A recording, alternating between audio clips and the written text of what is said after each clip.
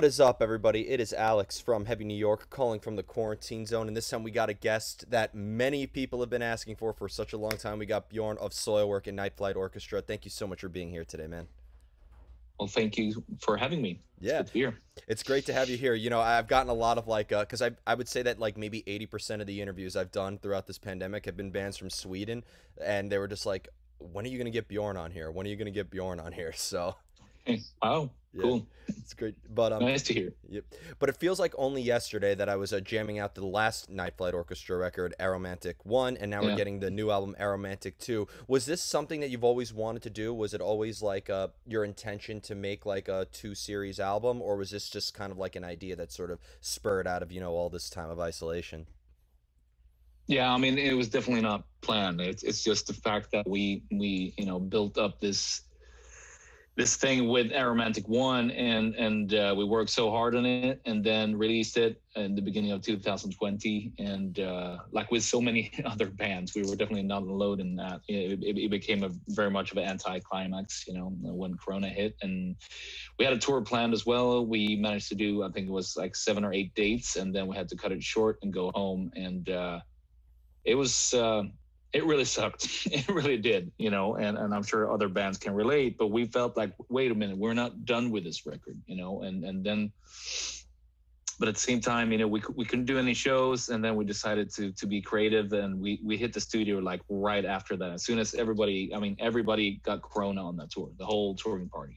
Wow. We came home and got tested and everything, and then as soon as we showed, like, we took antibody tests, and then we decided to book the studio again, because we're just climbing the walls, and luckily Sweden was not really in a full lockdown mode, so we made the best out of our time, and hit the studio, but decided to write another record. But at the same time, we were not really done with Aromantic One. We wanted to tour for both albums, and you also get very emotionally connected to an album, especially if you don't get to do like a touring cycle. Uh, it's like musical blue balls. That's Yeah. pretty much what it is. Yeah, that And should be and, and so that should be an yeah, album name. yeah, exactly. Yeah. There you go. But that's pretty much what happened. And people might see, and it's like, oh, I see what these guys are trying to do. This is like a business master plan, right? It's like, no, not really, Yeah. not really, because we're not done with that record, and we do want to bring that with us, and it deserves more than just being, you know, just belonging to before Corona, and that's it. Like, so we're taking that with us, and hopefully we get to tour both albums in a near future, but who knows. Do you think that like in terms of concept, in a way, that like Aromantic is like, this is now like a new series that's almost like maybe secular from albums such as Internal Affairs or The World Is Not Enough? Like, do you think it's almost kind of like its own little story? Like, do you think like people, in order to understand Aromantic 2, they should go back and listen to Aromantic 1? Does it kind of have like that movie sequel sort of vibe to it? I don't know if we really thought it through that much, but I mean, I mean, emotionally and musically, I think they really connect, even though, like, this album also sounds different from Aromantic One. And I think that's what we do with this band. We can't really do the same album twice, even though you can definitely hear it's Night Flight Orchestra. I think we managed to, hijack an era and made it into our own. I think you can hear the trademarks by now. And I think we managed more to make each and every song its own story as well, as far as, with everything lyrically, and also mixing wise as well. And if you listen to Aromantic 2, it's like each and every song has its own production almost, and that's what we love to do. And I think we're also bringing back a time where it was okay to have different music styles on one album. A lot of bands had that, back in the day. It's like, oh, what is this? Like, oh, it's a Deep Purple rocker, and then suddenly there's a reggae song showing up in the middle of nowhere. Yeah. Not saying that we have a reggae song, but who knows? That's probably going to happen at some point. But Yeah. that's what we love about it, because it's so, like, limitless. You can do whatever you want, and I think that's also. But I think these two albums, you can definitely connect, even though they sound quite different in a way as well. Do you like, because Night Flight Orchestra is without a doubt a super group, because all the members are coming from great, bands outside of Night Flight Mhm. Orchestra. Do you try to like, Does your other projects influence like the Night Flight Orchestra songwriting process, or when forming this band, you wanted to completely distance yourself from what you would what people would know from either Soilwork or Arch Enemy, etc.? Mm. Well, I think we really wanted to distance ourselves, and I've seen, you know, latest recent years that some people say that it's like, oh, Soilwork is starting to sound like Night Flight Orchestra, but for us, it's two very, very different things, you know. Yeah. And it's totally different musical expressions. You know, I don't get that connection. I mean, the only thing maybe I can see is that, I mean, you take your sense for melody with you wherever you go. So of course, you know, sometimes you might hear like, oh, that's definitely David Anderson, you know, creating that melody. You can tell from both Soilwork and Night Flight, and maybe connect it that way. But for us, it's very, very different, and we definitely want to distance ourselves from everything we do with Soilwork, you know, when it comes to Night Flight, and vice versa. You know, it's yeah. I mean, so that's the criticism that they say, oh, Soilwork is starting to sound like Night Flight Orchestra, I think I've heard that accusation, and that's total bullshit, because you've had melodic vocals. I think so too. Yeah. Like, you've had melodic vocals. So like I when people say that, I said, have you heard the song Shadow Child? That has had melodic vocals on it. And I mean, I think, you know, you have a great, you know, not to blow smoke by any means, but you have a great melodic voice that, like, you know, that makes a song like Death in General, or, you know, like a more melodic song off of Soilwork, essential to the Soilwork catalog as something as aggressive as Two Lives Worth of Reckoning. So I think that Night Flight Orchestra, I've always thought, is like such a breath of fresh air, because Soilwork has some of the melancholy aspects behind it, like the song The Bringer always brings me down in a way, and like but like this is so positive. Like I think that I feel like Night Flight Orchestra is showing the world that metal is not all about negativity.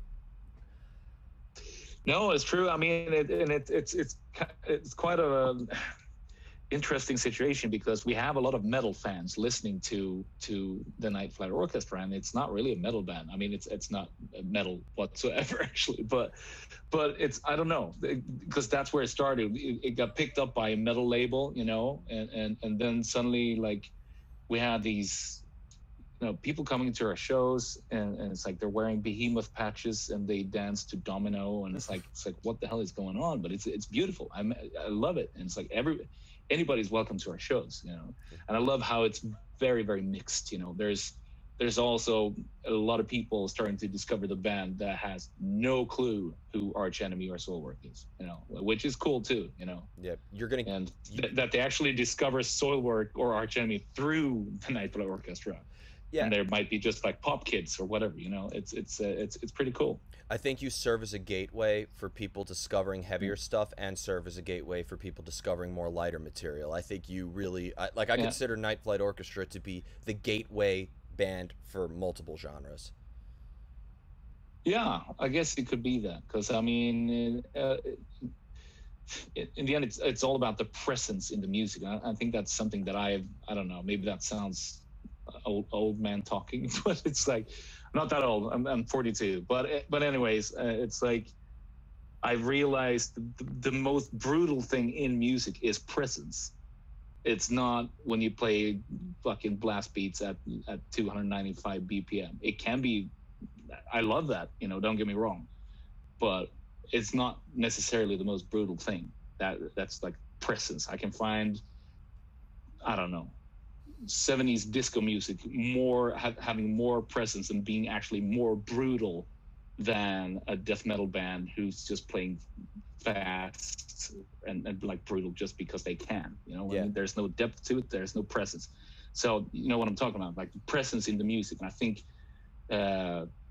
this band is very authentic as well, you know. Night Flight Orchestra, there's so much thought behind it, so much passion, and also very spontaneous at the same time. But you can really tell that it's the real deal, and not just a bunch of metal musicians like, hey, what do you say, should we start like a rock band that sounds like Sabbath and Led Zeppelin, let's do it. It's like, yeah, it's like, no, there's so much more to it than that, you know. Yeah, it's organic rock. That's the subgenre it's in the organic section at the record store. Organic cinematic rock, how about that? That's a great you might be onto something. And it's Yeah, now it is cinematic. That's one thing that, and that's one thing that a lot of people say as well. It's like, oh, it's just, I just envision so many like movies and stuff. Like I don't know what to do. It's so many pictures that it generates in my mind, you know, and that's exactly what we're going for. It's like a soundtrack of being in motion, you know, and yeah. Now, I've always admired your lyricism for Night Flight Orchestra, as well as Soilwork, even the collaborative stuff that you did with like I Legion, or the song you did with I Killed the Prom Queen, etc. Do you need to Yeah. hear music before you come up with the lyrics, or do you sometimes have like a lyrical concept that could maybe dictate the direction of the music? I sometimes have some rough ideas, but generally, I need the music to create pictures, and and there I can sort of connect lyrically, you know. Okay. That's like 99% of the times. I've never been the guy that's like, oh, I have something here, I have a concept, I'm gonna write down the lyrics, you know. It's like, and then try to fit it into a song. I never wanted to sort of compromise. If I come up with a great lyric that way, I would be scared to not be able to fit it in rhythmically and everything to find the good flow throughout the song, you know. And then it would feel like, oh, that lyric is just a waste now and I can't fit it in anywhere. But of course, sooner or later, that probably would be something where you can fit it in, but that's generally not how I approach it, because I get so much more inspiration if I hear the song first, and that's what sort of sparks that Do you feel side of the part of the brain, I guess. I don't know. being such a prolific artist who plays with Soilwork and Night Flight Orchestra and collaborates with different artists, is it like a different mind frame? Are you in a different state of mind or expressing a different side of yourself? Or is there kind of like a usual approach or a method behind the madness, as I like to say, that applies to every project that you're working with? Uh, I mean, when I sit down and I know when I'm writing stuff for Soilwork, and I know when I'm writing stuff for the Night Flight Orchestra. There's no doubt about that. It's like I put on the metal vest or the Night Flight hat or beret, whatever. It's like I know what it's for. There has been times when I've come up with like just like a melody, you know, like you're in the shower and blah blah blah, and you can come up with this melody, and then you record it, and then sometimes it happens like you're not really sure what it's for, but if I you know, kind of sit down one day and I feel it's the inspiration flowing, I usually know what it's for, you know. I know what it's for. It's just I guess it is a mindset. It's not like just a general mindset. There's something that happens there, I think. Yeah. When you decide, okay, today I feel like doing something solo work, you know, or today I feel like NFO. So does inspiration like strike when you least expect it, or do you kind of have like a usual go-to place, like a studio or like a certain room or something like that, where it's easier to sort of process and cultivate ideas? Yeah. I mean, and the best way for me is to take a long walk. I guess that's when I usually come up with melodies. I've written a lot of songs also when I've been out, like when I visit my parents, which is 6 hours down south from here, and they live by the water, and very often when I take like a power walk with my dad, I come up with melodies, and it's always like, you know, we're talking to each other, it's like, and I get this melody, and it's like da da da da. It's like, okay, shut up, I need to record this melody, and I take my phone. So I have so many like sort of recordings from being out with my dad on walks, you know, by the water, and I come up with these melodies. It happens very often.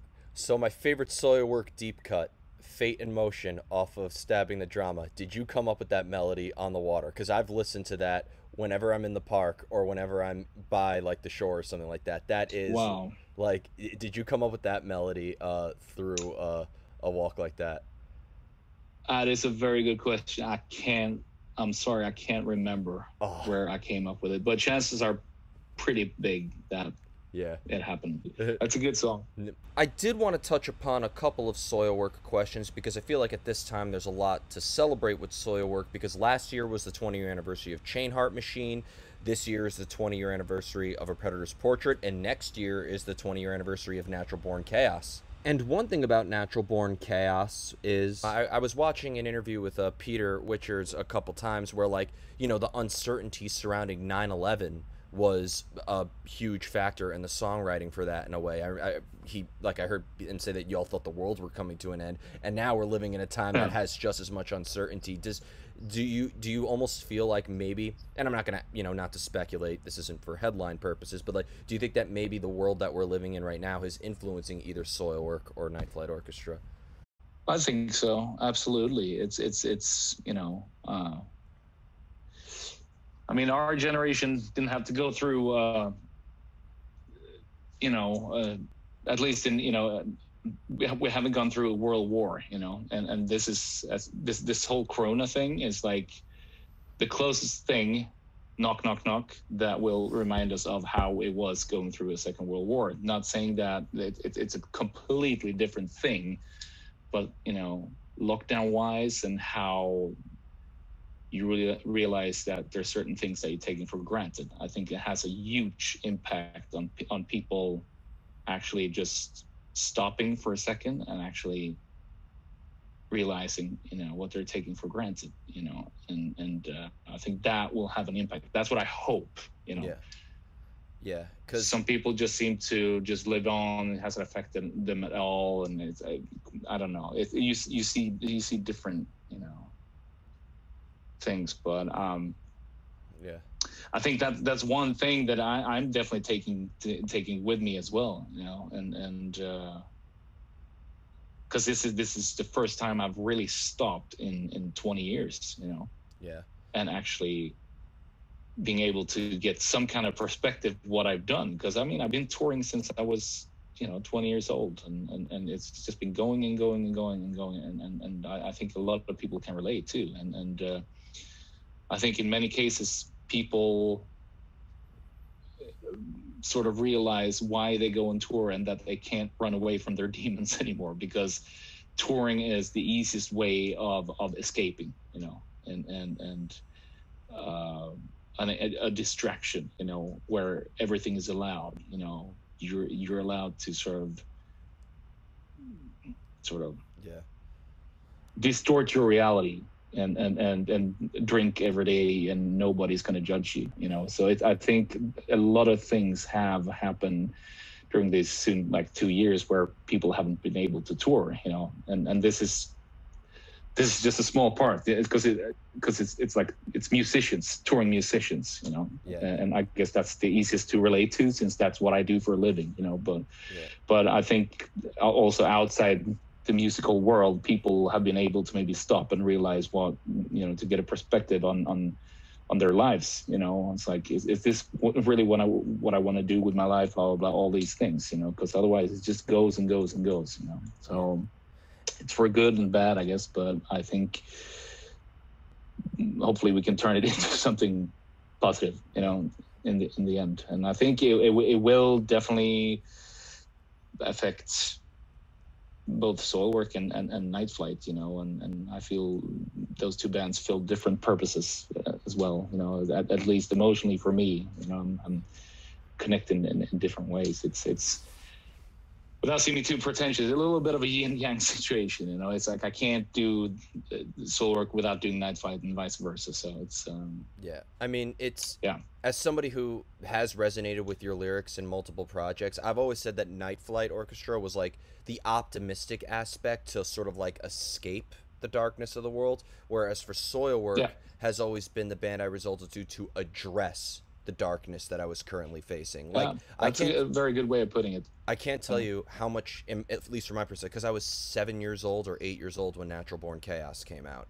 And like, wow. Yeah, sorry to make, I have a bad habit of doing that. But like, Yeah. but you know, like, I can't tell you in today's day and age on how much context that album has. Like, The Bringer was the first song I listened to when a lockdown happened, and you know, the title track in itself, it almost seems like Wait for Chaos, and so much so it's amazing on how like your albums have been able to stay relevant with the times in terms of influencing subgenres and also lyrically addressing. And I also wanted to ask, I don't know how much time we have left, but 20 years of A Predator's Portrait this year. I mean, what is your memory of that in a way? Because I think Shadow Child is one of your darkest songs, right?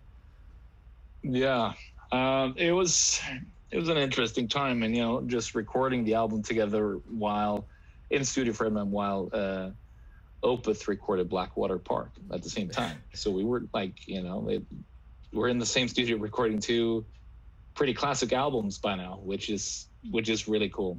Looking back, and I was still, pretty young, and had a lot of demons to fight with, and I just got introduced to sort of panic anxiety and to deal with that, and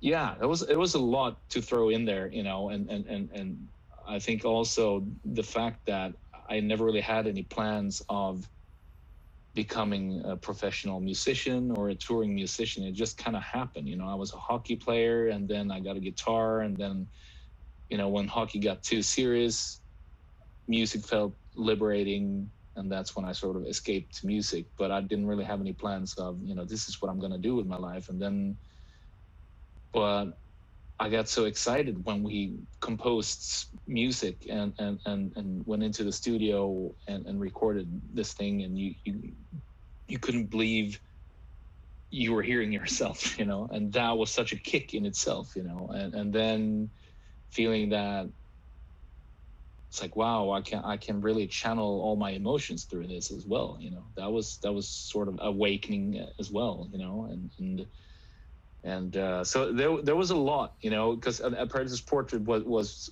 when I really started doing more clean vocals as well, and to be able to put emotion through that, but at the same time I wasn't very confident with my clean vocals. That was a big challenge, because I wanted it to show, the lyrical content, and not just be like the tough guy who does the screams. I wanted to have also the cleans showing some emotion, but finding a balance there. So I think that was a big challenge, Yeah, and I think comparing Chain Heart Machine to Steel Bath Suicide to Brett, I mean, that's a drastic leap, and it was a very, very impressive one.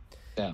And so before we go, I want to thank you so much for your time today. Looking forward for the rest of the world hearing Aromantic 2. Again, great Night Flight Orchestra album. Thank you for giving us more new music to get us through these times. I feel like we entered the pandemic with Aromantic 1. We're going to be exiting this pandemic with Aromantic 2. Is there just anything else with Night Flight Orchestra that you would like to promote, or new stuff with Soilwork that you would like to promote, or anything else that you would like to plug? No, I think we covered most of it. I think, the album is coming out September 3rd, so Aromantic 2, that is. So we're also working on some new Soilwork stuff that's going to come out sometime next year. So, yep, it's going to be busy times, and hopefully we get to play live with both bands. Yeah. soon, so. Can you do a double duty tour one day, or is that too much to handle? Not a tour, but I've done festivals already, like with just half an hour in between. That was very interesting. Yeah, I'd like to bring that to New York City one day. Yeah, for sure. Yep. But thank you so much, everybody. Bjorn of Soilwork and Night Flight Orchestra. Be sure to check out Aromantic 2, coming out September 3rd. This is Alex from Heavy New York, and we will see you next time.